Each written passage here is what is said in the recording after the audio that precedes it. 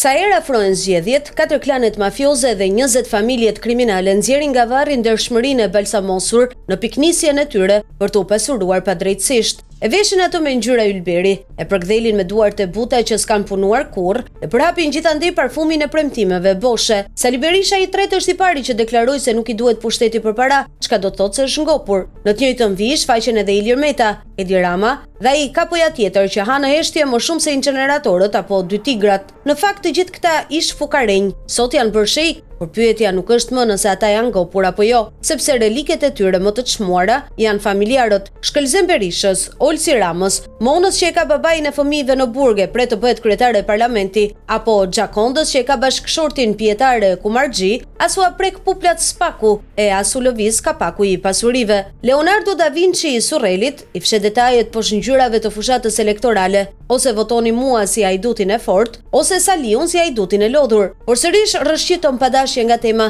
sepse këta çmendin edhe shpirtrat në ferrin e Dantes, Dantella dredha e pasurisë së tyre, turet më bukur kur përfshihen vëllezrit, motrat, punetrit, baxhanakët, miq dhe farefisi 20 familjeve kriminale që i ka shënuar qartë ambasadori Donald Lu në epokën e Alex Sorosit, pa harruar fëmijët, të cilët secili klan mafioz i bën milioner qysh në djep. Nëse këto 4 klane mafioze nuk do të ishin të lidhura mes tyre, a do ishin vallë kaq të pasura hallat, tezet, krushkat, vjerrit e shokët, që secili prej tyre bëhet brenda natës ekspert për investime strategjike në Wall Streetin ton lokal, që bota i njeh vetëm në novelat fantastiko-shkencore. Dhe tani një pyetje të thjeshtë. Nëse vërtet janë ngopur këta klan mafioz, atëherë pse çdo vit vazhdojnë të vjedhin me më shumë orek se më parë? Të përgjigje, ndoshta duhet ta kërkojmë në metafizikën e universitetet të diplomave false, si ai që sapo u rihap këto ditë për të dhënë titull shkencor budallimëve të rinj të parlamentit. Metoda ajo shkencore jashtë orbitës së analizës son nuk është edhe aq false, sepse po t'ishte, do të kishim një dogan edhe për pyetjen që rëndon mbi të gjithë ne.